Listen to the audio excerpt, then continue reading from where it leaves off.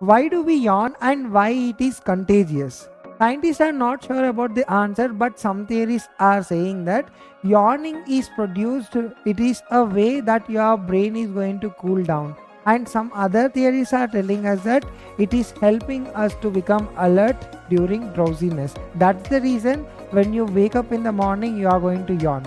And on the other hand, it is contagious because our brain is going to mimic all the things which are present in our surrounding. It's a way of expressing social bonding with others. So next time when you are yawning here, just remember that you are making social bonding, or it's a simple way that your brain is going to cool down. Or do you know anything beyond this? Please do comment and let us know.